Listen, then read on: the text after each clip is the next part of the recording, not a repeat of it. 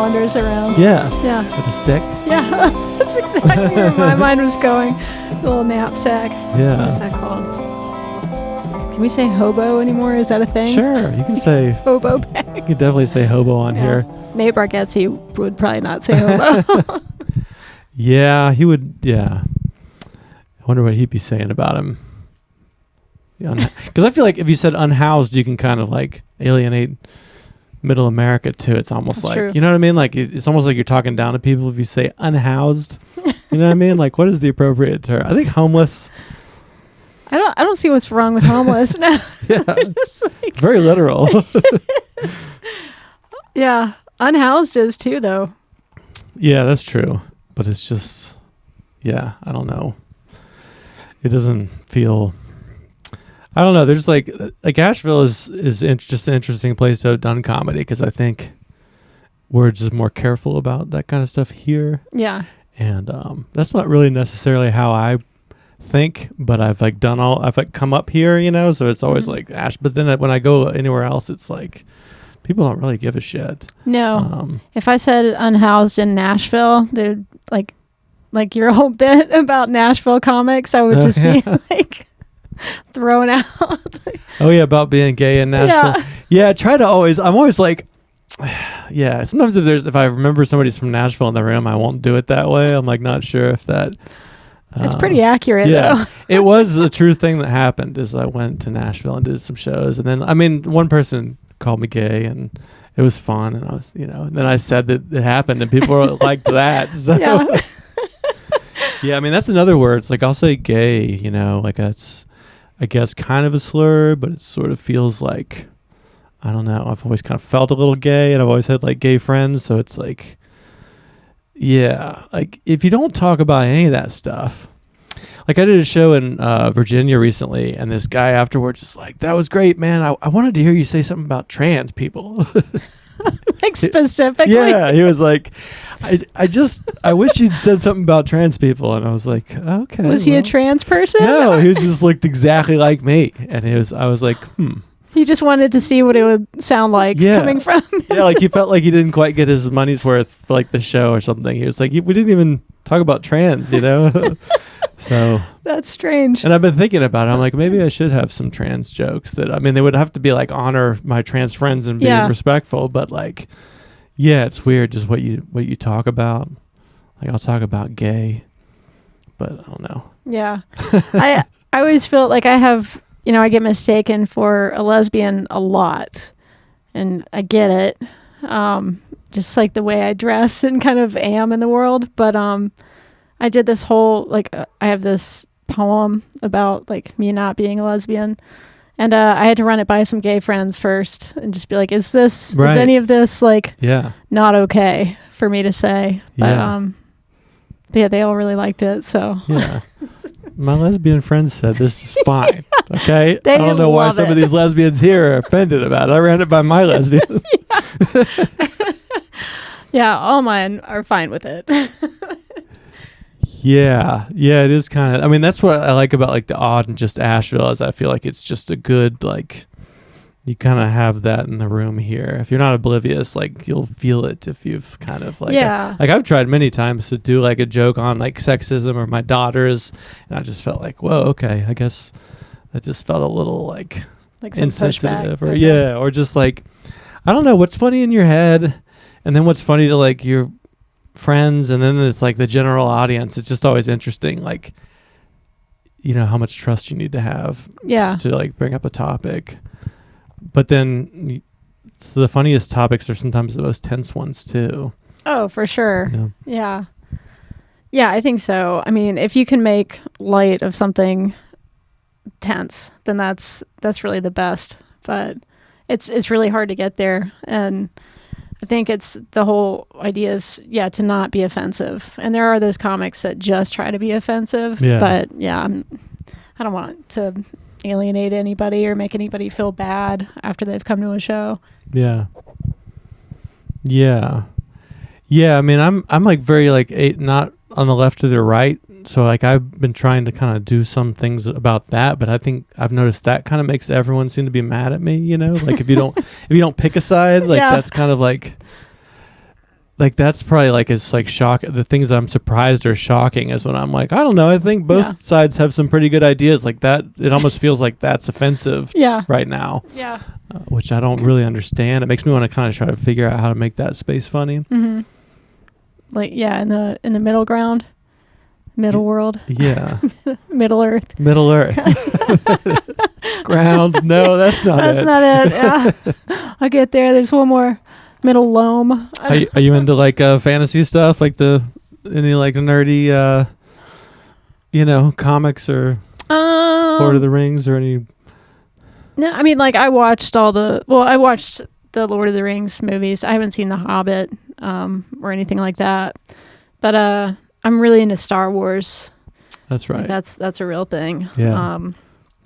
The original ones. Yeah. But that's about it. And then when I was a kid, I read these books, the Redwall books. No. Redwall? Yeah, it's what was it? It's like a bunch of mice and badgers and all these things, and they live like in an abbey. It's I don't know. What's an abbey? It's like it's like a convent essentially, but like a religious castle. Yeah, they're all religious. They wear like monk stuff. I don't know. It's been a long time since I've read the books, but when I was a kid, I was really into it. A bunch of animals that live together in sort of a sovereign, non-indulgent. Well, they definitely, but like they fight and things like that. Like they have amongst each other. Yeah, like they squabble. Like the mice are okay, but like they go to battle against like some other animals, and the badgers are like these regal creatures. I don't know. Redwall. Is it like from the 80s or is it like old books? I have no idea. Huh. I found them at Malaprops. Like we would go to Malaprops when I was a kid, and like nothing else in Asheville was open. So we would go there and get books and like coffee and stuff. And that was like my big find when I was a kid. And my these two boys that I grew up with, they kind of lived up on the mountain at Rockmont. So we used to just go up there, and like these critters would like fight with swords and things like that. Mm-hmm. So we would just like cut down little saplings and make spears and things like that, so we could fight with fake ones. The squabbles between these. So it's a Redwall reenacting group. Were all the fighting ones like all kind of like sovereign and religious, or is it just the main ones? I think just the mice were like the religious ones. Yeah. I don't know.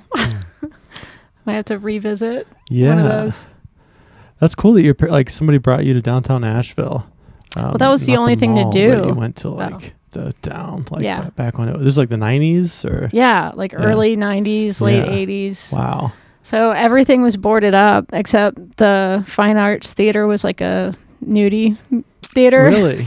Oh shit, I didn't realize. Yeah. I think I did know that actually. I think somebody had mentioned that before. Mm-hmm. Yeah. Yeah, it was Malaprops, and then like Barley's opened up, and Highland Brewing was underneath Barley's. Oh wow. Mm. Wow. Yeah, I moved here in 2002, I think, 2001 or 2002, and it was still just like, between the Laughing Seed and Malaprops, it's like not a lot. And Eagle Street was pretty scary until recently. Yeah, it's kind of, that was crazy doing that hotel gig there. That was, I guess that's like a refurbished kind of place or something. Mm-hmm. Huh. Yeah, it's really pretty in there. Yeah. So have you been here like your whole life, and then you went to Nashville just briefly with kind of like music in mind? Yeah, I had a job offer with Vanderbilt Eye Institute also. So, I just needed kind of a change after the first divorce. Yeah. How old were you when you got divorced the first time? 30. Okay. Yeah. I got divorced when I was like 26 or 27. Okay. Yeah. It was pretty easy though. I mean, we didn't have like a house or kids or anything. Yeah. It was kind of like, this was really weren't ready for that kind of. Yeah. Yeah. Yeah. My husband and I would just kind of like, it's like a handshake. Like, all right. Yeah. We don't like each other anymore. Yeah. I think that happens when you get married young, Yeah. But yeah. I I married somebody who's from Canada because it was like kind of just, we didn't even have a wedding. It was like, oh, we can both be here. But in hindsight, 22 was like not really, I wasn't really quite ready for it then. Yeah. Yeah. I was embarrassed about it for a long time, but now I think it's a cool life experience. About the divorce? Yeah. Like I was kind of like, it was before, like I got married before anyone I knew. And then I got divorced, like when everybody was getting married. Yeah. So I felt kind of ashamed about it. But then now all those people have gotten divorced. And I'm like, oh, like it's fine. Do they call you for advice? Yeah. It's like we've all just done all that a bunch. But Yeah. I think like when I was like 27 and I had been just gotten divorced, I felt like I wanted to hide it or something. I'm not sure why. Yeah. There is that whole like shame attached with it. Like you failed at something. Right. But in reality, both of you have failed at something. Yeah. And most people fail at it. I think. It's so hard to like really, just to really like stay together, because it's not just staying together, but actually to have it be like whatever good is, Yeah. so hard. Then you get alone and that's hard. It's like, it's just hard. Yeah. Yeah. Yeah. That was the whole thing. I lived in Tallahassee for a few years. Gosh, I can't even remember when that was. I guess 2017. No, way before that. Goodness, I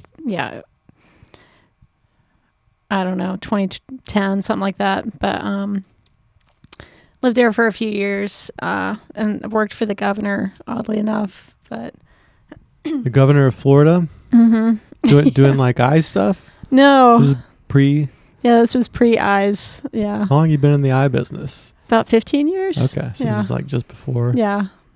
This was the last stint before you were like, I gotta get some eye certifications. I gotta get out of this. Government sucks.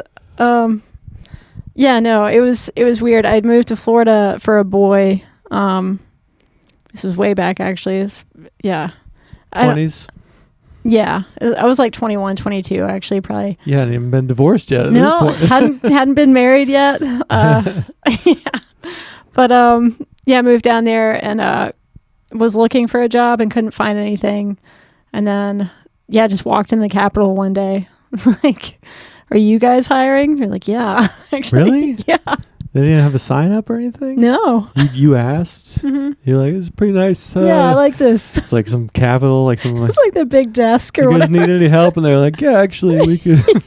Huh. Yeah. So I've always said it's easier to get a job when they're not asking. Yeah. Because they're like, no one ever just asks us. No. When they say everyone send in their emails, then you're just like a loser. Like everybody's doing that. Yeah. Just one of the group. Yeah. You like stepped out of the void. You were like, let me help you. Yeah. So that was a fun little stint. Was it actually fun? It actually was. The governor of Florida? Yeah. It was Charlie Crist. He was pretty moderate, but like I worked in his Office of Citizen Services. Mm-hmm. And then like for technically like fish and wildlife conservation issues. Mm-hmm. So I didn't have a degree or anything like that, but I was just like writing papers and using the auto pen. Like everyone uses the auto sign thing. That's like the internet signing stuff? No, or what is it? Yeah, it's an auto pen. Like you put a pen in it and then it literally traces out like their signature. Oh, I don't know. On like documents. I don't know a lot of stuff. That's what I find out on. I learn things on here. Yeah. I'm curious if everybody knows what the auto pen is or not. I think it's called that. Yeah. A lot of times at mics, people will all laugh at a word, and I'll be like, let's just go ahead and look that up, Yeah. Okay. So you did a little stint there for the governor. Mm-hmm. Florida's a weird place. Like all the stereotypes are like, there's just, it's like multicultural, but also like you kind of associate it with like Trump or whatever too, or we went to, is that fair to say? Is it pretty red, or maybe it's not? Or it definitely is more so that way. We went to Key West a few years ago, and it was like I was just amazed by like how much Was it really in Key West? Yeah, and it was really weird because it was such an artsy, creative vibe, but then it was like super, Trump, like. But I mean, I didn't mind that. It was just so different than here. That is really surprising, though, too. Because it kind of felt like Asheville in a way, but then it was like staunchly on the other side politically. Yeah, because Key West, like, I mean, that's such a homosexual community also. Right. So that's really bizarre. Yeah, it's crazy. Yeah, it's all those things. That's kind of what I think of Florida. It's like all the different. Yeah. And then Miami is just like another place entirely. Yeah. Yeah, Tallahassee was basically like northern or like more of Georgia. It's just kind of, you felt like you were very much in the South. Yeah. And then you go like 10 feet and there's a sinkhole. It's kind of Florida, just like sinkholes and trash everywhere. Yeah, I'd like to do more, like do some shows there. It's not that far away. I did a set in Key West when I was there. But yeah, I'd like to do some Florida shows. Yeah. I dug it though. I mean, yeah, I guess it's just like anywhere, just knowing like where to go and things like that. But I really enjoyed my time there. But I was more in like the college town area, so it was a lot of like influx of different types of people. But yeah, it was different. Yeah, were you doing music back then? No. When did you start music? Did you do that as a kid? Or did you? Kind of. Yeah, like I didn't start playing guitar until I was like 15. And then, yeah, I've just never, I don't know. I do enough guitar. Like it's almost like my proficiency in Spanish. Like I know enough to like get by. But if anyone asks me how to conjugate or like do anything different, it's just going to like all go horribly awry. Yeah. But yeah, so it's, I don't know. With my guitar playing not very good, and then like I have this one pitch basically that I can sing in. I'm just not very like, I don't have a lot of range. So it makes me really, really, really shy and like insecure to like sing songs in front of people. So.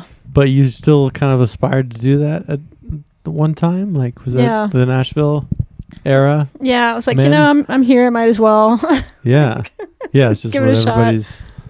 Huh. Yeah. So you didn't move there for that? You weren't like, I'm going to go make it as a musician in Nashville? No, that was kind of like in the back of my head. Yeah. But I had job opportunities at Vanderbilt, and then I had one in Denver. Okay. So I had to choose between those, and I was like, well, if things like totally fall apart, at least like Nashville is just a car ride away. Like Denver is a plane ride. So yeah, I kind of also I hate the cold. Yeah. So.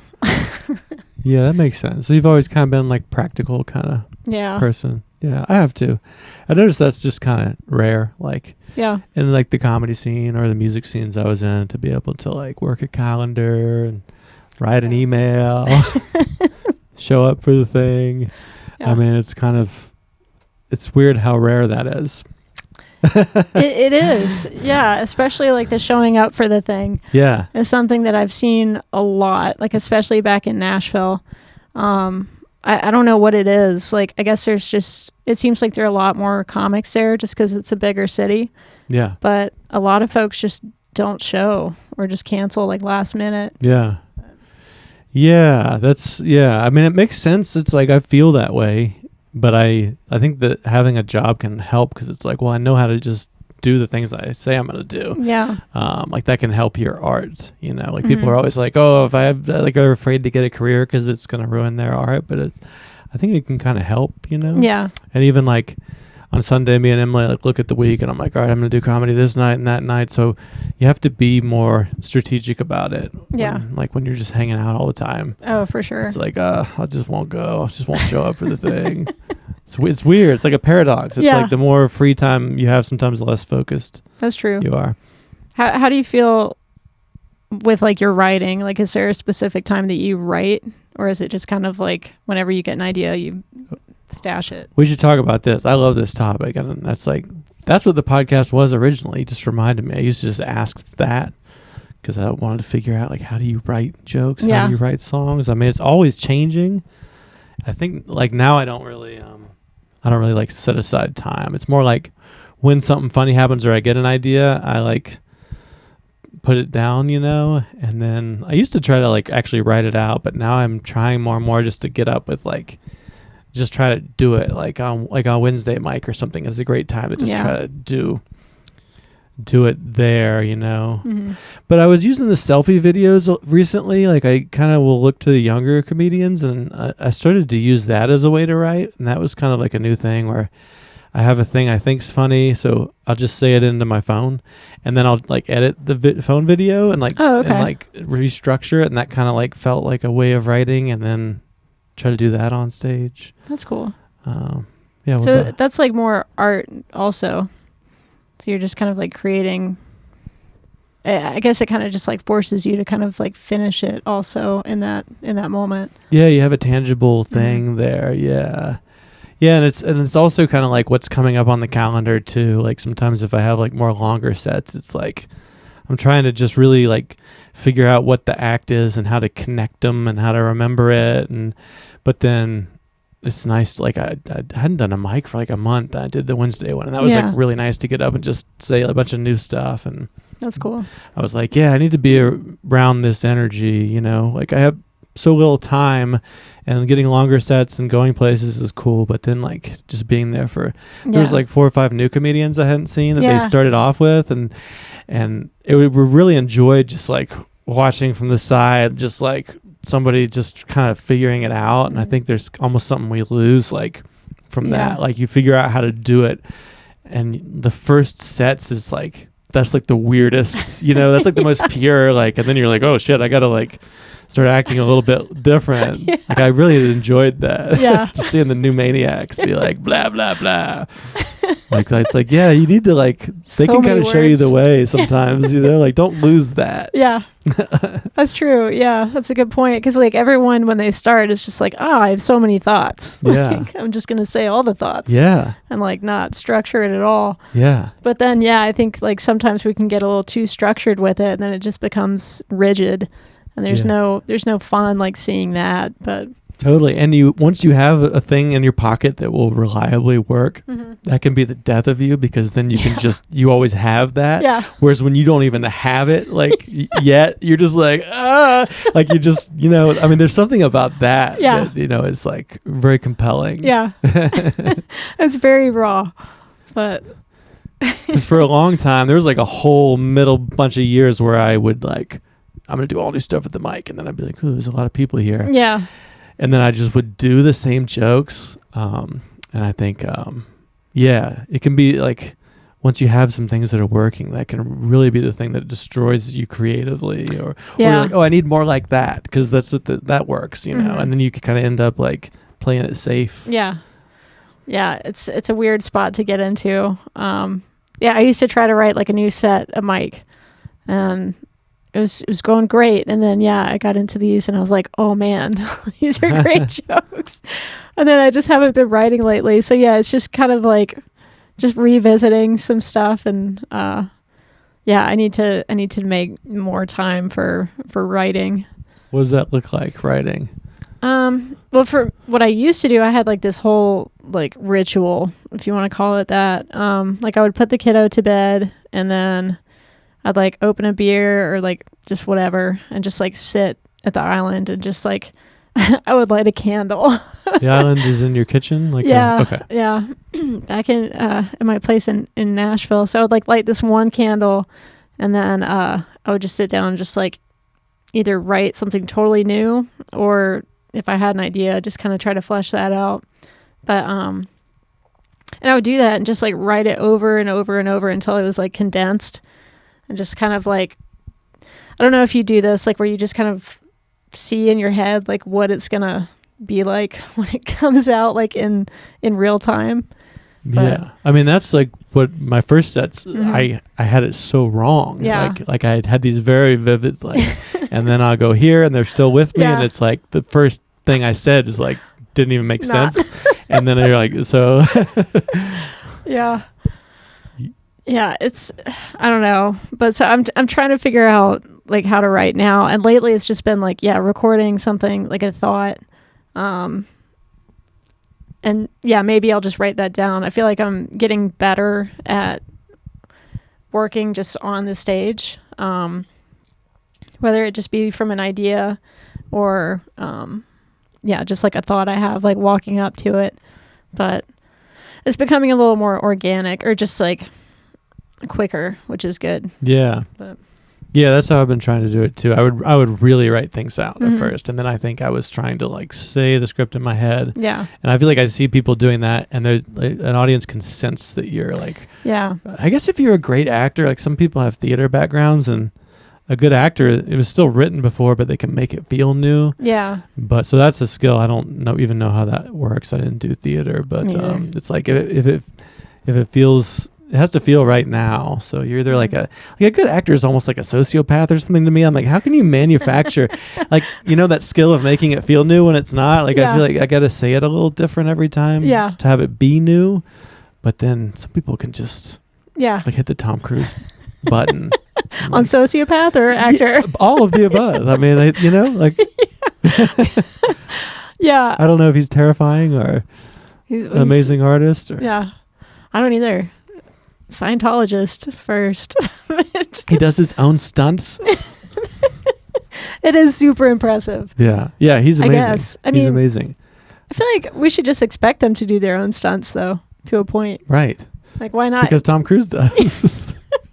He's ruined it for a generation. He's not even tall. He's doing his stunts. What's wrong with the rest of you?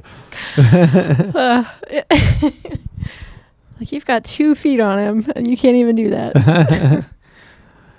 Yeah.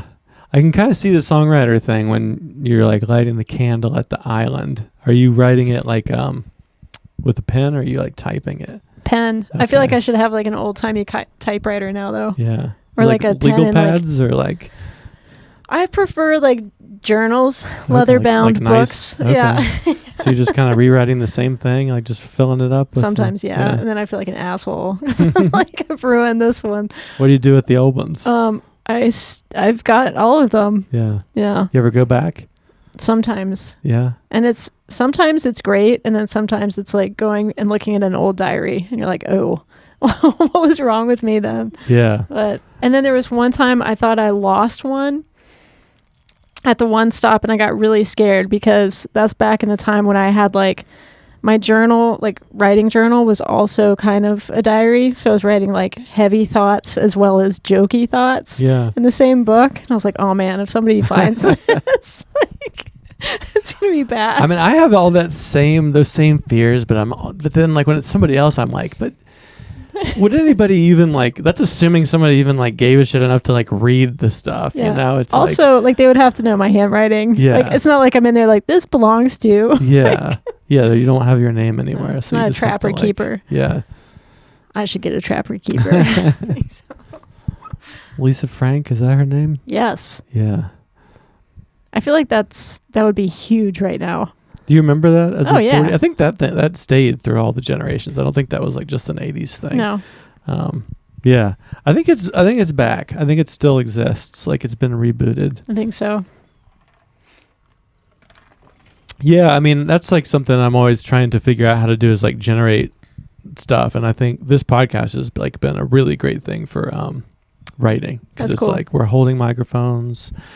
It's kind of more how I want my comedy to be, where we don't really know where we'll be in a Yeah. few minutes. Instead of like when I first started this podcast, I would have like kind of written out questions and then the things the moments I liked the most were like spontaneous. Yeah. And it's kind of been like that with comedy too, where it's like you have a framework, but then allow for like organic stuff to Yeah. happen. The chaos. Yeah.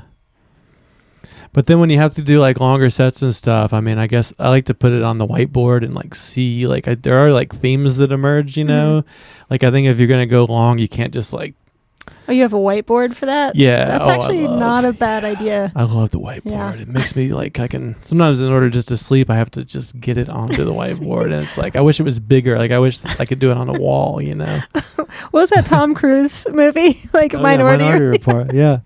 The Tom Cruise themes. Yeah.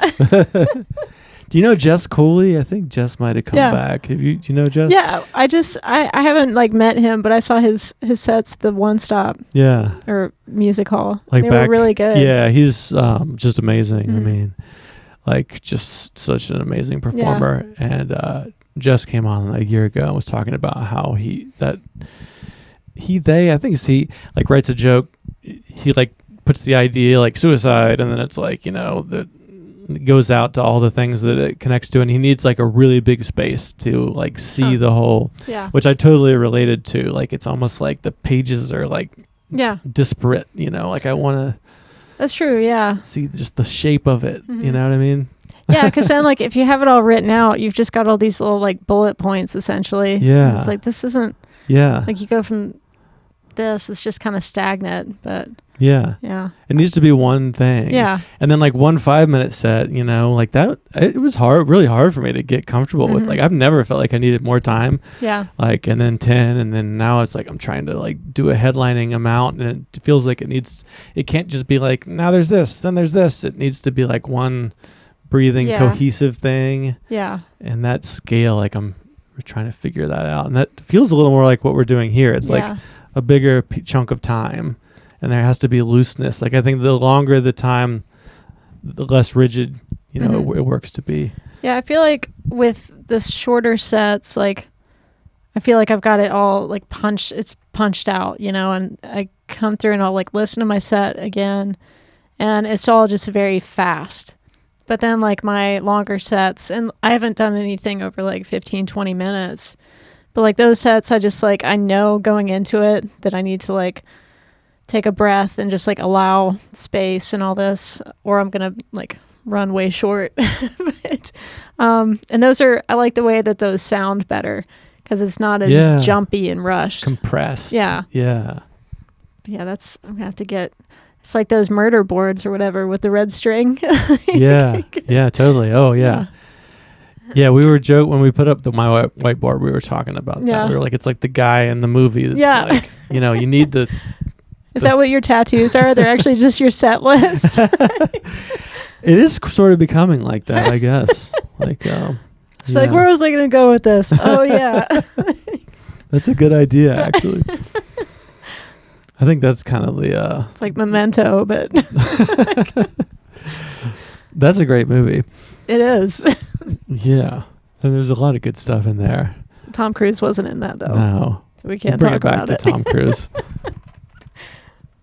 But yeah, I like what you were saying about the longer. Like, you have to find a different rhythm. I don't know if that even like feels a little bit like running to you versus like running like sprints or something. It's like you got to set.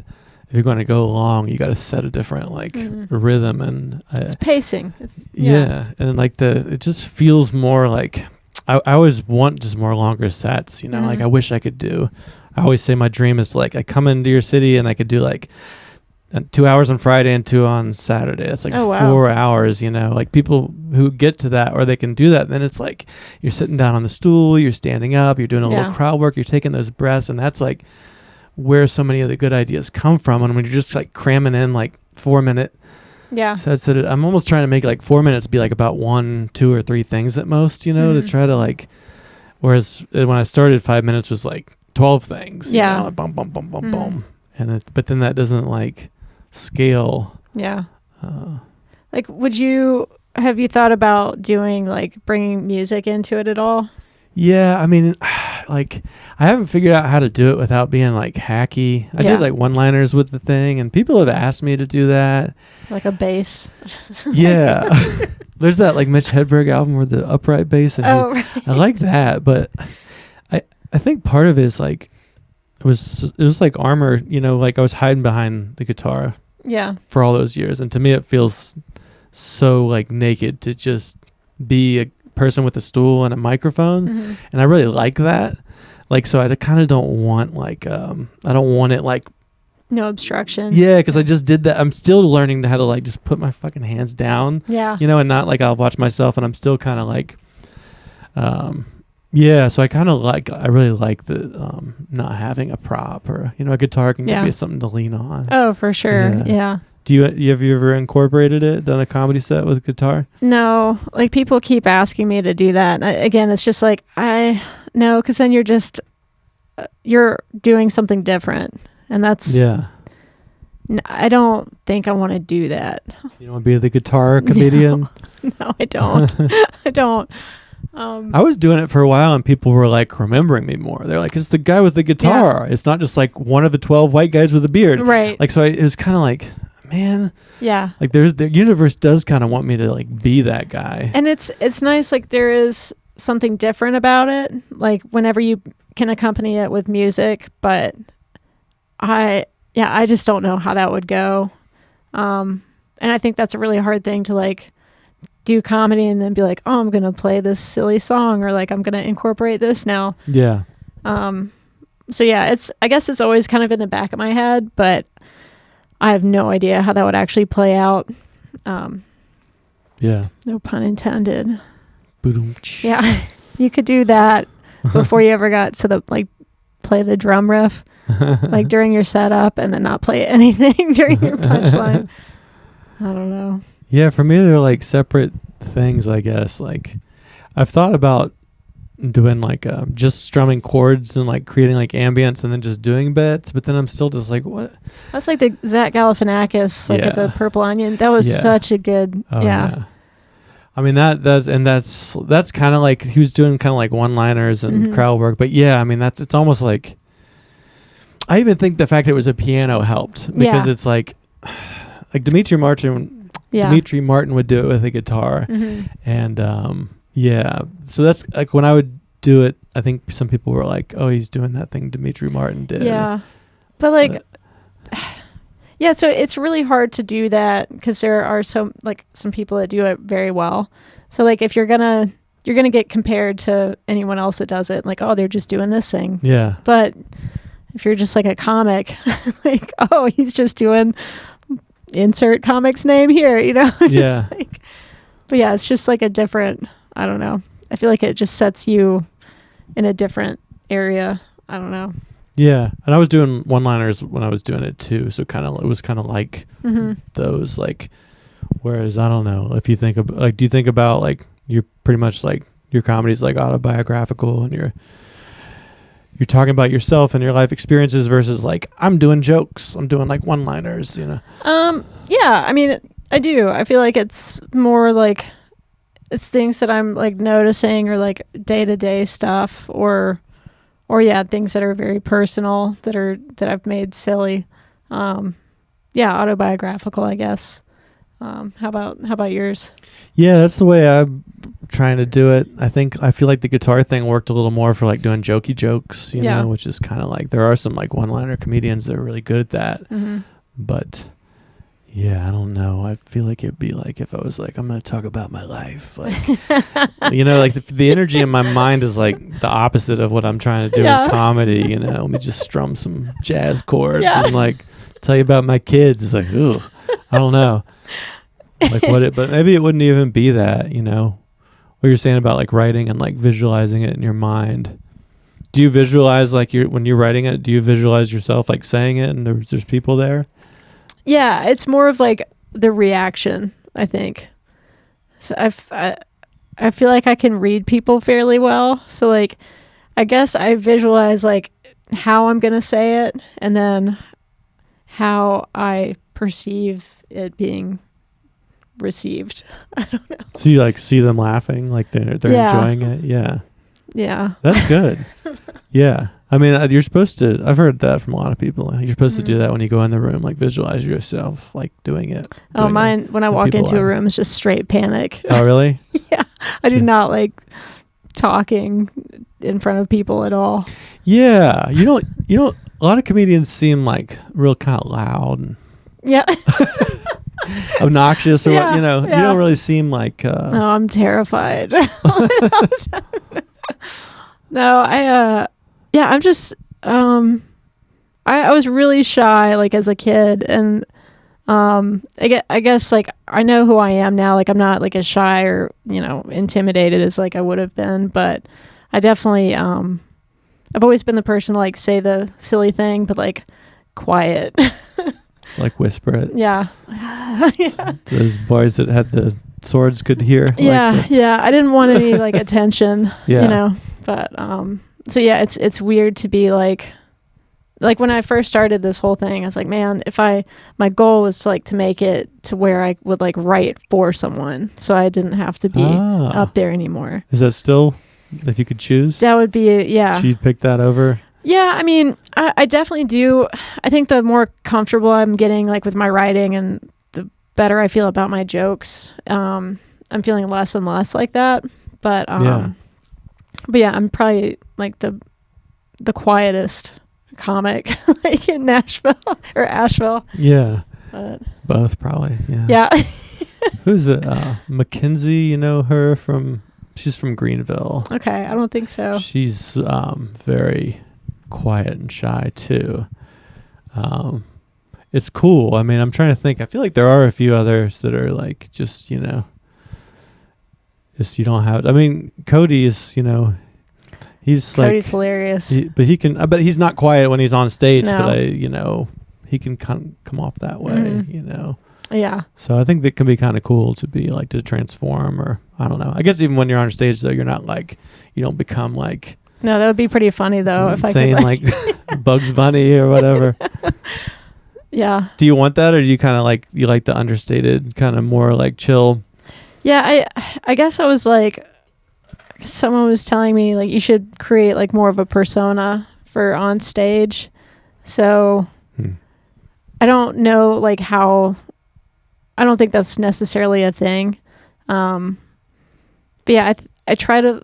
What's funny is like I think that it's my onstage persona is just like my shyness kind of inflated, or just like I don't really know. Yeah, because shy can be kind of funny. Yeah, I also don't like have any like videos. I haven't like really seen myself do comedy. Like I've got a couple tapes, but I just don't watch them.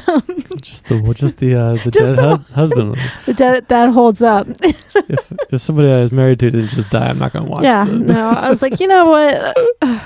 Well, I wanted to see like, because I was like, man, that killed. But yeah, I got off the stage that day, and it was a disclaimer, and like this one lady like gave me a big hug, and like all these people were like super receptive of it. So like I went back and watched it. I was like, was that good or was it just sad? But yeah, I don't know. I haven't seen it in a while, but I remember it as being good. Yeah, and I don't think it has to be absolute too. I think some of the coolest art is like one person would say one thing and another would like this. Sometimes that's like the whole clean like Nate Land. Like I don't want to be just like we all agreed it was a 6 out of 10. You know, right. Like I think it's kind of cool to be a little more like you know, like that's almost the lane of like clean and family friendly and general broadly appealing comedy. It can almost be like too like watered down, or I just am mindful of that, you know, which is why I like seeing like the new folks that are getting it. They're just like blah blah blah, and I'm like, whoa, that was such a great night the other night, because I feel like it was more of an open mic. Like it wasn't just like the normal group. I mean, it was all the normal group, but it was also just like a smattering of brand new. And that was really nice. And like you were saying, like you just kind of need that. It's like an injection of just like, I don't know, just new ideas and just new energy. Yeah, you got to be beside it, because I did like all new jokes, but I opened with like one joke that was like a joke I've done before, and I was like, I felt what happened for me is like, this is not with the energy of this, is to do a tried and true joke, and then when I just started kind of talking, it felt more natural. So I think like the sets that those new folks had done, like the energy was still like like letting that influence me is very cool. And I like the way they changed the room. I hadn't been there for like a month, and it's like it really felt like, okay, it's getting more intimate. Like I like how they'll be like stage and then they'll be like this wall and they'll keep kind of tweaking things. So I've been working with them lately, and we like had the stage first, and then PD was talking about how the stage kind of inflates it. So you walk in and you just expect to see like great comedy. Right. And so, which we're not saying that this is going to be great comedy. It's like, you're going to see some great comics. You're going to see mostly like really bad stuff, or just like people trying to figure out sets. Because I think also the beauty of that mic is it is still an open mic. And so many of us go to that one just trying to crush. So we'll like go and use our old tried and true but I have to remind myself like that's a time to try stuff, Totally. But and it's scary because it's like, I don't want the new comics to be able to see me bomb, but now I'm like, that's the coolest shit in the world. I'm gonna bomb this week. Yeah, like people that it's their first one, this guy sucks. It's like that's kind of cool. It's kind of like instead of just like playing it safe or whatever. Yeah. Like it can still happen. That's the crazy thing about comedy. It doesn't matter. It could still. Mm-hmm. It's going to happen soon. Always. Public humiliation's just around the corner. Exactly. As long as you do it. Yeah. I was going out at Disclaimer one time and I was like, the crowd had just taken a dive. And so like no one had laughed for a long time. I was like, I'm going to bring them all back with this poem. It's a crowd pleaser. And it was just crickets. Like, damn. Like that. I came away from that just feeling so defeated. But it needed to happen. That's a moment that comes up on here sometimes. There's certain like themes that recur as the idea of like you're watching everyone bomb, but you're going in your mind like, not me. Like I know exactly the moves. Like you really, and you can see it, and then it's like sucks. It's exactly the same. It's like, and then afterwards you're like, oh, what the fuck did I think I was so special for? We all have that. I think it's just like, oh no, but I'm gonna turn it around. Like, nope, you suck too. But then this one guy went up and he just played to like the comics, and so like we were all cracking up. At that point he was just like, all right, I'm not even gonna try for the audience, and just like went and made jokes that we would all appreciate, and that was the best. Yeah. That's a way to do it. Yeah. I don't even understand how funny I am. Other comedians do. Yeah, they love this. They're just confused. Oh, I'm a comics comic. What a weird term that is, like, I don't know. A comics comic. I don't even know what that means. Yeah, it's weird. It's like a snake eating itself or something. Like, I mean, I think it like in a good way, it means like maybe you're not a hack, or, you're pleasing the people that should know more about it. Right. But then I think it can also be like, it can be like pretentious, or, it's like the common person is like, I don't want my music to be for like the music snobs only. Yeah. Because fuck those people. Like, like a normal person that doesn't understand chords. If it hits them, it almost feels like more. Yeah. But then comedy can kind of be like, I don't know. Like there's elitist, comics. Like I like like I like the Nashville, like, I think like Dusty and Nate are kind of for like the every person, but there's some comics that are like, I want like weird shit that only I get. Yeah. Yeah. Oh, I was really depressed over the whole like the Riyadh festival. Is that what it was called? Yeah. Like I just nodded. What festival? I think it's called the... Oh, the one that's happening in Saudi Arabia. It already happened, I guess. And like, did it just happen? Yeah. It's embarrassing how little I know about what goes on. I only know that from like other comic friends just like being like, can you believe like Bill Burr's on this? Yeah. Like, so they made it back alive? I thought it might still be like, they're going to... I'm pretty sure they're back. Yeah. But yeah. So I keep thinking like, I mean, I would never be in a position to be like offered that kind of gig. But it was kind of a bummer to see like some of those people like take it. But, this is like, I'm so uninformed about the world. And since I've become a father, like I'm like just really, that's my excuse, Well, it's terrifying out there. So I'd rather I've kind of cut the news out a lot. I shouldn't do that. But it's scary. Yeah. Yeah. I don't think I probably have any like meaningful perspective on that, because I haven't like really, I just keep hearing I like this is another, I should like read what exactly that was. But it did sound very surprising and weird. It was very strange, and just the group that actually went, and it was a strange time. So you were saying like, you don't see yourself being in a position. Like I would never. But like that, do you like, what do you, as far as, because I'll listen back to myself on this, and I've noticed I'll say things like that a lot. And then after doing this like so many times, I've started to go, like what am I saying to myself? What is my self-talk, about like, I mean, there's being delusional about like, I'm going to be the biggest fucking comedian, but there's also like, you know, Is it on my vision board? Is that what you're...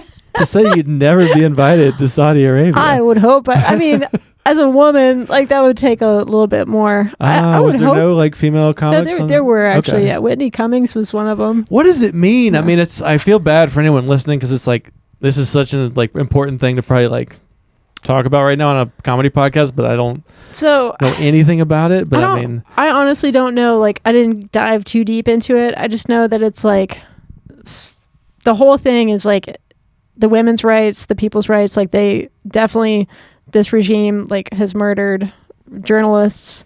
Yeah. And right. things like that. Yeah. This is, that doesn't sound good at all. No, it's not great. And so you're getting paid a lot. Yeah. One way to look at it is you're getting paid a lot to entertain those murderers. Yeah. And then it's also like the people behind like 9/11.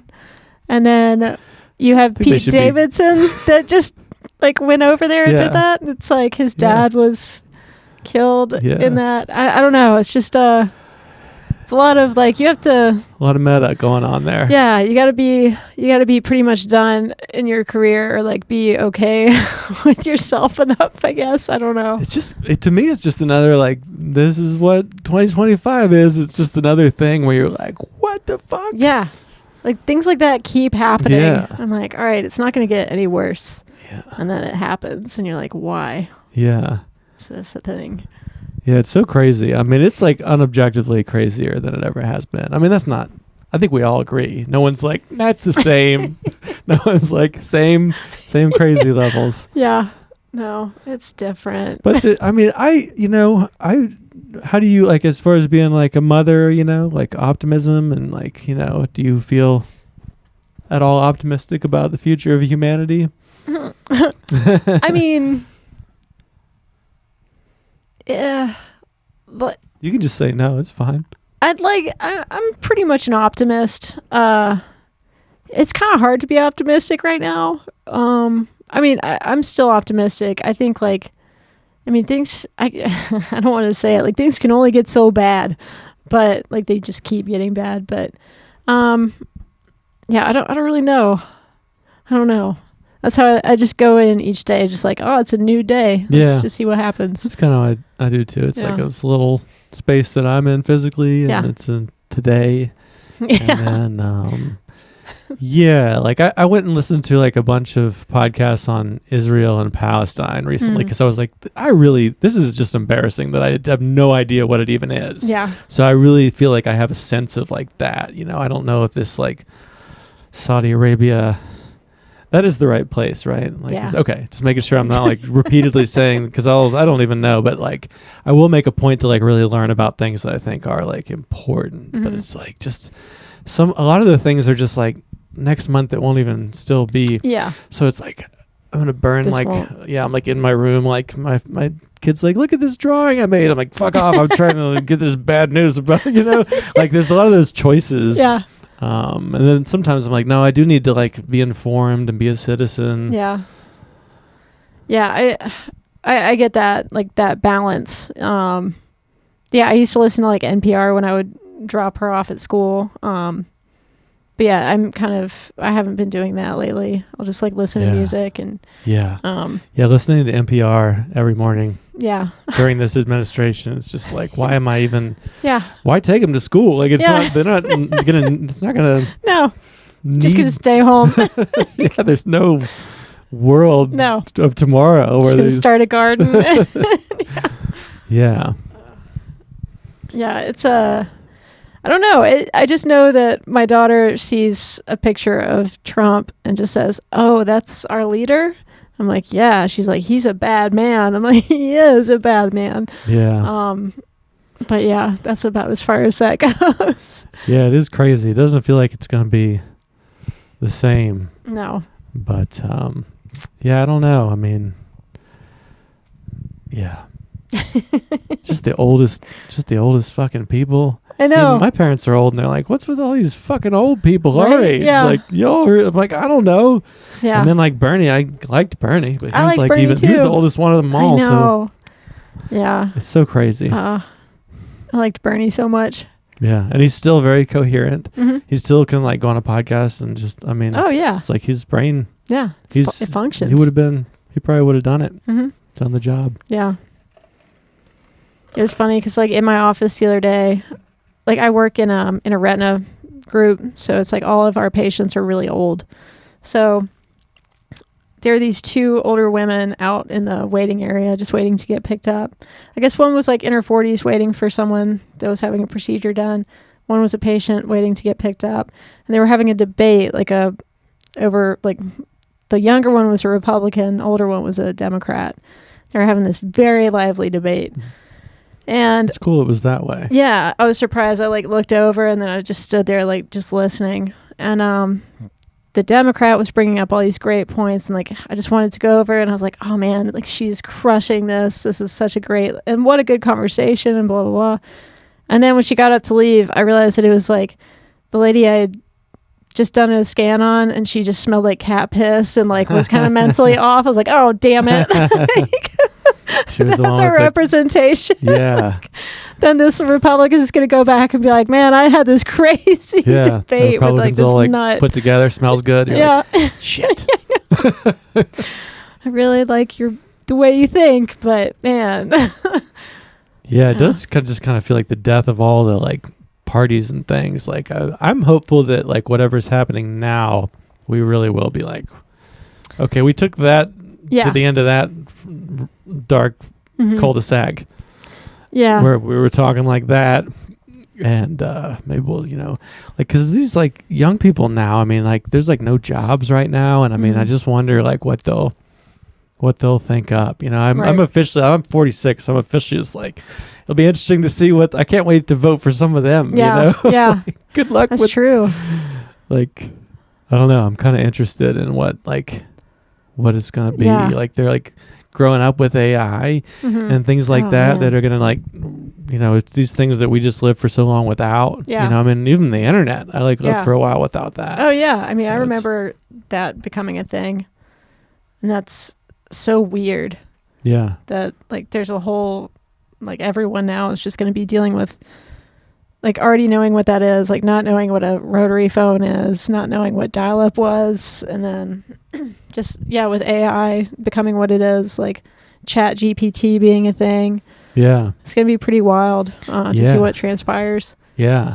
But, Yeah, I mean, I'm kind of optimistic that maybe it could help us. I mean, obviously, it's horrifying. And yeah, it's obviously, like every sci-fi movie's like, I know. and it's like thirsty. Yeah. I mean, Yeah. there's some reason for concern. Oh yeah, yeah.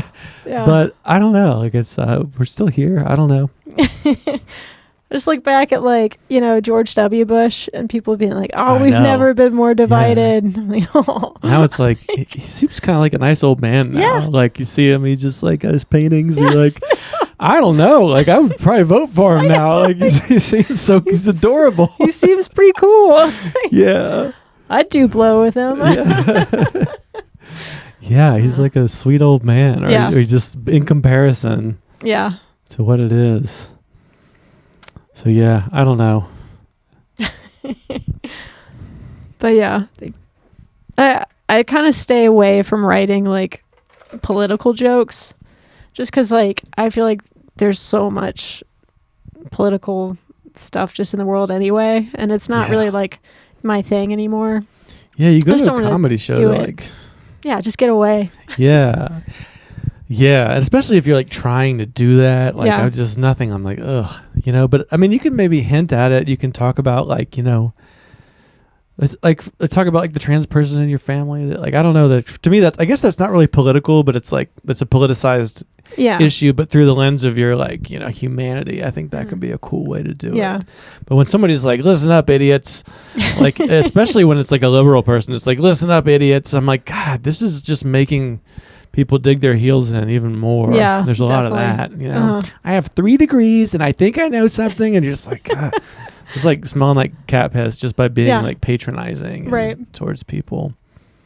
Yeah.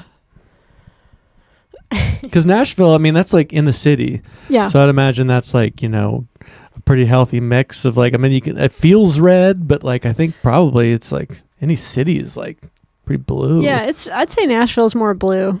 Because like you have East Nashville, which is more like West Asheville. It's just more of like an artistic community. Then you have like West in the Nations, which is kind of like Montford. All the little neighborhoods around are super, super liberal and just really, great people, great parks, things like that. But then you get to Broadway, which is just like, this red streak down the middle. Is there like banking and stuff? What's Broadway? No, it's just like all the bars and things like that. Like country, like CMT kind of? Yeah. I mean, I don't even know if that's fair to group country music with red or not. Well, these guys, I'd say for sure. Like you have like Morgan Wallen has a bar. Jason Aldean has a bar there. It's like these huge, like, and I guess not all of them, but probably most. You have, most. You could probably assume that like, I mean, that's kind of like a weird thing for me is like tradition, like, I mean, like, I feel like, I love being like part of like really like super gay, artsy, like let's push the edge. But like, I don't think it would be good. Like I like it being beside some tradition, like, I mean, obviously you should be able to do what you want, but like, I think it's good to like, you don't want to change too fast. I don't know. There's something about like, I don't mind like being next to tradition. Or I kind of like going in a red room because I think there are virtues in that room that can sometimes feel like they're lacking on the blue side. Like, I mean, not always, but I think just like this kind of like a loyal, steadfast, unwavering tradition that is what I grew up with. I grew up in Tennessee. So it's like, I don't know. That's where I get into trouble because I'm just saying that it's not all bad. And it's like, you know what I mean? Like, I like that there's both. And I don't understand why we're so siloed. Yeah, I feel like even just saying what I just said, I'm like, trying to like navigate a landmine feel. Yeah, because like it's so divided that there's no moderate line anymore, or like there shouldn't be lines anyway. It should just be kind of blurred, or like, I don't know. Yeah, it's like that Venn diagram or whatever, like somewhere in the middle, and then they both just kind of touch in on it. I feel like most people, though, when you really talk to them, are like in the middle, and it's just this weird like virtual version of life that we see that, it's like people are kind of like that, but then it's almost like you have to put on a mask that you're on a team just to like get, to talk to people and be invited to things. And I don't know. Yeah. Like that's the thing. I think the divisiveness is the thing that scares me the most because I think like there's room for all of it. It's just like the divide. Like I don't want my kids to grow up in like a totally divided. It's like you have a neighbor who, like if my neighbor voted for Trump, I wouldn't be like, you're an idiot and I'm not going to listen to, like, you don't have anything. You can't help me fix my car. It's like, no, there's some things you can probably teach me still. Well, it's like I feel like, and like for the hurricane, things like that, like that was, you didn't have a choice. Like if you're a Republican or Democrat, like everyone needed help. And so, well, now they're kind of using it as divisive, but like just, I'm sure like when you guys were in it and then me like talking to people and trying to get help out and stuff, just, it didn't matter what anyone's color was, what anyone's like political leaning was. It was just, I feel like that was, what's sad is like it takes something like that to like bring humanity back to humanity, which just gets lost. Like when we don't have something that we're like, when everything's met, then we can just choose to be offended or angry about shit that doesn't even really like we all agree on like 90%. Like we want our families to be safe and have electricity or whatever. It's like we actually, it's weird that we're just so inflating these minor like abortion. It's like we don't have to agree on that one. There can be some we just disagree on. But that, I mean, it was nice with the hurricane that like it was there that time underneath it. So that that was a nice thing about it, in that way. Yeah. I don't know. The hard questions. You looked like you were going to say something very thoughtful there, so I was like, well. No, Yeah, I like to gazing appear into that way. That's a new character. That's a new character I'm working on. It's like, if I look into the void and then take a moment and then come back. Yeah, I mean, I'm trying to do more of that, like more like pause and let there be. I think that's like the most confident thing you can do on stage is to like have them all staring at you while you just like take a sip off your drink or you move slowly about and you're not like, yeah. I'll do that. Like I've started doing that more recently where I'll just stop and like, yeah, I'll put the mic down or something and I'll just kind of like look up or just look around. Like, sometimes after either between like a punchline or something, or I think pauses can be part of the joke for sure. yeah. So they're just like, what's going to happen? Yeah. And then nothing. Or it's just, it makes the punchline that much funnier because there's just that waiting period, the pregnant pause. Yeah, I think we step on so many of our punchlines because we don't give it enough time that you wait, you've said it, you've prepared it, and you wait a few seconds and you just go on to the next thing. But there's moments where I like don't remember what I'm doing and I'll accidentally wait a few more seconds and then a laugh comes and it's like, oh, yeah. I would have just like stepped on that. Yeah. It was there, Yeah. And that's the thing, like when you're too prepared, like I've listened back to a set after and it's like I started talking like in the middle of some people laughing. Right. I'm like, crap. I could have let that ride for a little bit. Totally. And that's almost how you get like more time, or that's what I'm telling myself is like, that 30 minutes can actually become 40 minutes just by that, like chilling into it. You don't actually need more words. Like less words can actually create more time. It's like jazz. Yeah. Right. Less chords. Totally. Yeah. And like just the space in between the notes, like Miles Davis is like, he'll just play one note and wait, like to me, that's like that's cooler than just being like, yeah. Is that Coltrane that does that? Yeah. Yeah. Sucks at jazz. just to be clear. That's what I'm saying. Miles is good. Coltrane sucks. Yeah. I don't know. I mean, I guess there's so many different ways to do it, but that's my taste.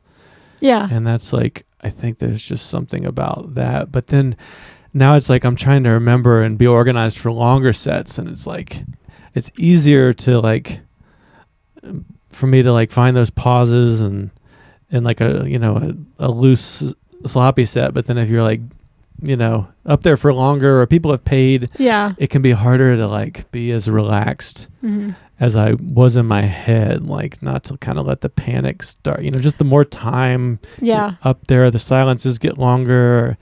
Try to remember just like longer, like more than 30 minutes worth of material. I feel like that's just, it's a little harder to be relaxed when you have more to remember. Yeah. I don't have a very good memory either.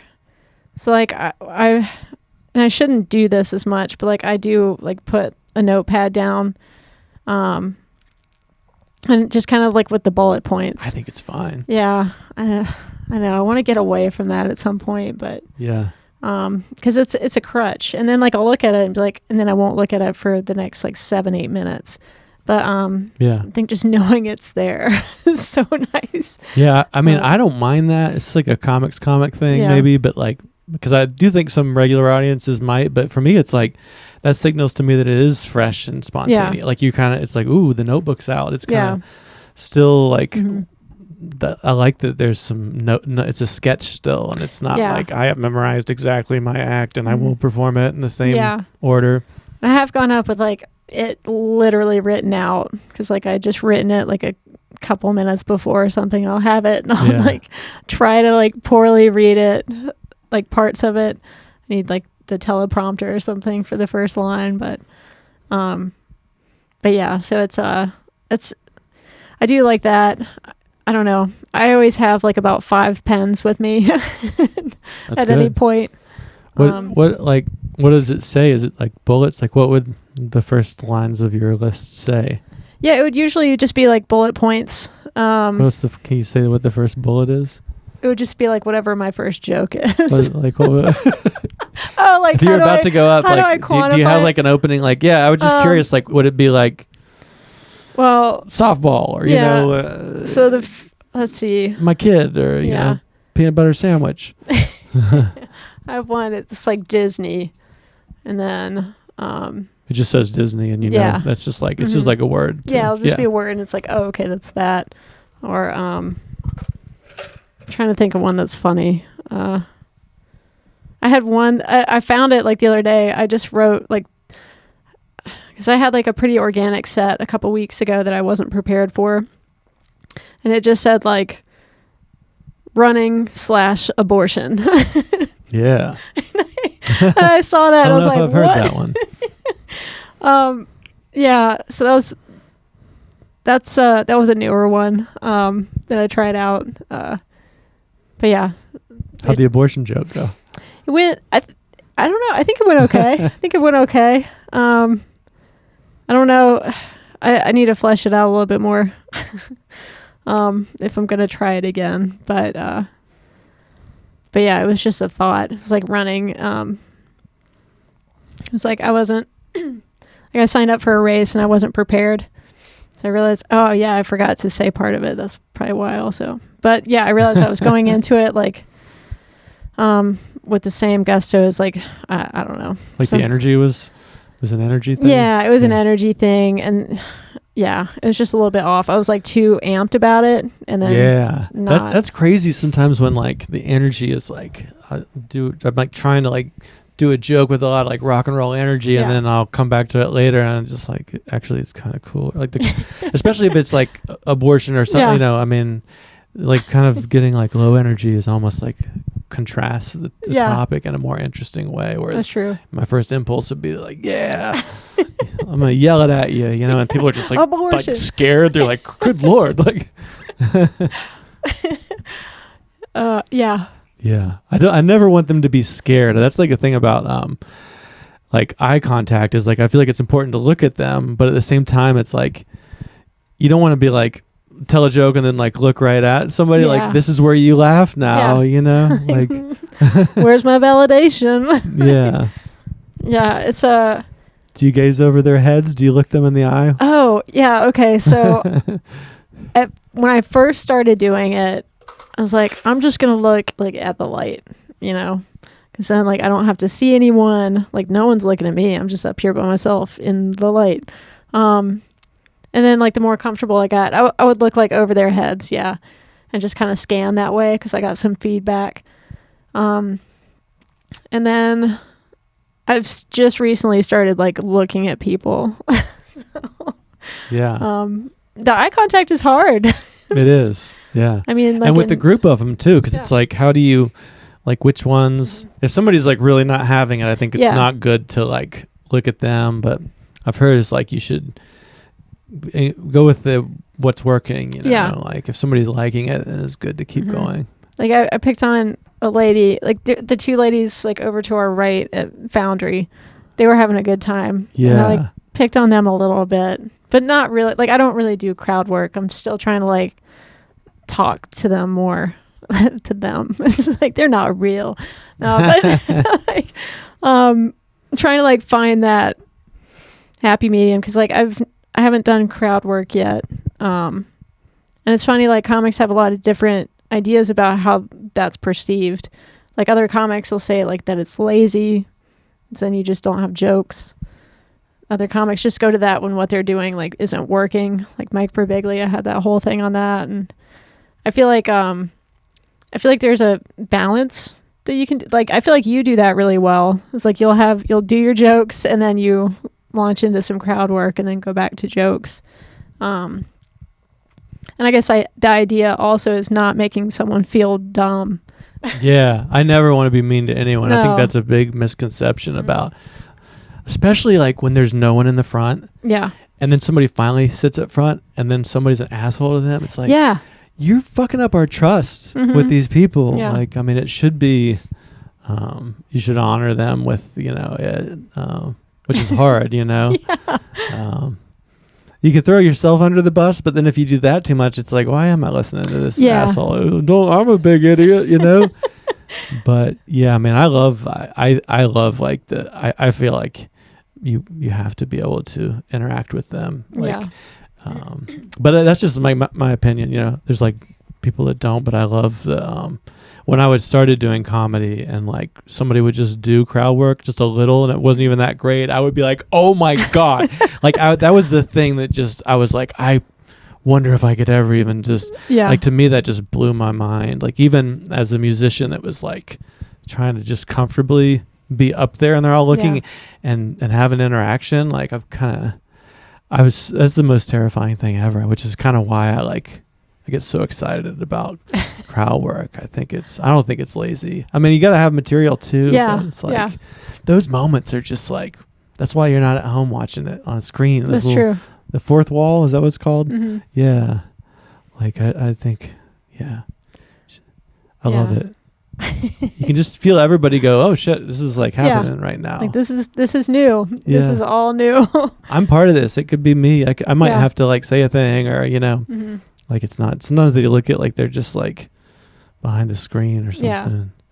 Yeah. Cause I mean, and then you have all those people that are like, I don't want to sit in the front because I don't want to be a part of crowd work. Yeah. But yeah, like that's part of it. Like, I always hated that. Like, when I went to comedy shows, like back in the day, like I didn't want to get picked on. Like, I never had like the quick responses, but like, you're not supposed to. Yeah. It's just and I whatever. Still don't. I mean, that's part of it is like, I don't know. Like, I'm not quick like that, but it's like maybe being slow. But being a slow fool can be funny too. Yeah. But on stage, like, you kind of like, yours is going to be quicker because that's what you're up there to do. Like, as a person who's just taking it in. Yeah. You're just like, I didn't even know I was going to have to talk. I just thought I'd listen. Yeah. Like, I'm just here. I was in Scotland in the year 2000 and I got like brutally picked on by the comedian. Just like, it was like, is anybody American? And I like raised my hand and he was just like, destroyed me. And I was like really high. And I was like 20 years old, and I was like, it just ruined like like not only that night, but like I think for a week I was just like, oh, just defeated. And then now I know it's like, fuck that guy. He wasn't even doing that well. He was being an asshole. But I guess I felt like I was defeated, and it was like my fault or something. Oh. So I have like deep issues about crowd work from the beginning. But I know that when it would happen, like I would love it. But even when I was first going to mics, when somebody would be mean to somebody in a way that they didn't, I always felt like that was wrong. And I could feel like the air in the room kind of like there is a trust element, there's like consent and trust and things that whether we name them or not, they need to be happening. Mm-hmm. And when a comedian is like cruel, that's fucking not good. No, it's not. I always hate to see that. It's like, who's this really for? Yeah, you're just abusing them. I feel like it's usually not that. I feel like the hecklers are usually not really being mean, and comedians are usually not being mean. So it's like, it's kind of like the pauses where like, can I be relaxed enough to like, because if I'm relaxed enough, I know what to do. But once you get nervous or like, I remember the first few times like you're doing comedy and somebody says something, you're just like, and then the audience sees you go, and they're like, I don't know. I don't know if I'm gonna laugh again. Like, there's little things like that, That's a turn off. Yeah, it is. You just like, trust is gone. So it's like, there's always little nuances, and I feel like that's almost like whether you like succeed as a comedian or get a following, like that space is just a very fascinating science. For sure. Yeah. And when I first started, like, I was drinking more, and I would drink like before I got on stage, like for, to help. And then I watched the set and I was like, that was horrible. Like, I'm like sloppy. Yeah. It wasn't like, I thought it was really funny. And then like, it wasn't loose. It was just like, what are you even talking about? And then I don't know. It was just really uncomfortable. So I was like, I kind of stepped back from drinking anyway, like after Todd died. So I was like, I'm just not going to do that. Like before, at least like if I am going to start back again, like I'm going to wait till after I go on stage. It's like, I forget what I'm going to say too. So I'm just like totally sober when I go up there. And then also if I mess up, it's because I messed up. It's not, I can't blame it on any substance or anything like that. It's just my own bad jokes. Yeah. Or delivery. Yeah. Yeah. And sloppy and loose are like, that's the way I think of myself when I was still drinking, doing comedy. So yeah, not putting those words on you, but yeah, there can be like a dull fog that's thrown on it. Like that's what one of the things I like about being sober is it's just, it's kind of like its own drug, just like going up there with like, because I used to always have like a drink or two. I wouldn't get like, sometimes I would drink more than that, but I like the clean. Yeah. Just it's like it's intense, you know. Yeah. And then I guess I think it's amazing when people can just go up and like crush it, like stoned or drunk or whatever, because I just don't have that. I don't have the ability to get stoned now anyway. I would just, like your joke, like I just have full blown panic attacks, paranoia. Like there's that whole book, like Making Friends and whatever. Like I lose friends and alienate people when I get stoned. So there's like a whole like 10 years of my life in my 20s where I would just go to people's parties or houses and they'd be like, you want to get stoned? And I'd be like, sure. And then I would just get freaked out and it would be horrible. And then I would just keep doing it. Like I felt like I could figure out how to do it, but it never worked. Yeah. But I don't know. That joke's kind of like not entirely honest, but I think it's kind of funny to say, or like looking back, that like having a panic attack is exciting. It's like something's happening. Yeah. But another friend of mine told me, like never let the truth get in the way of a good joke. So, yeah, right. You got to just exaggerate a little bit here or there. Yeah. Embellish nonfiction. So you can just have have a drink. You can like put your kid down and light the candle and have the drink and just have the one. Yeah. Yeah. Mm-hmm. That's I do cool. that periodically. I had to realize I can't really do that. Yeah. Okay, it's like, well, that's good. I'm going to finish the one and I'm going to be like, yeah. Yeah. I don't know. Moderation is just kind of hard for me in general. I realize whether it's like comedy or anything, it's like I can do none. Okay. Or a lot of things. Yeah. Yeah, I've always been I've been able to moderate pretty well. I think with comedy, like I kind of have to be kind of moderate with that just because the kid and stuff. But I'm trying to do like as much as I can like now, because I feel like I did get such a late start. So it's like anything that I can do before I lose this, I lose my looks. Oh, I thought you meant your mind, but well, that's going to be first thing to go. But that's the thing is like comedians can be ugly. That's cool thing. Like that's like a whole way of looking at it. It's like the hair. Remember, like the sad 20-something. It's like he's like drunk and he's got the hair. It's but when you're like a dad in your 40s, it's like gotta have some like ideas or something. Like I better be funny. Yeah. Or like, I mean, you've lived a life too. I mean, I think so you started comedy in like your late 30s or? Yeah, I was 38. Yeah. Okay. Mm-hmm. Yeah, that's cool. I started when I was like 35, I think. And I think it's cool. I mean, there's, everyone tends to be like in their late 20s or early 30s. Yeah. So you just get a lot of that perspective. So it's cool to have like, how you have a kid, you have a job. Like, it's kind of like a different perspective than most comedians at the mic. Yeah, I used to get kind of jealous, like my friends back in Nashville, like doing all the open mics and like just going out after and stuff. I was like, oh. And then I would get so tired. I'm just going to go to bed at a reasonable hour. Like, I'm fine. I'm so glad I have the excuse not to go out after. I don't drink anymore. I have kids. Yeah. I don't know. Should we wrap up on that note? We've done a lot of time. Cool. Well, thanks for coming on. Thanks for having me. It was fun talking to you, getting to know you more. You too.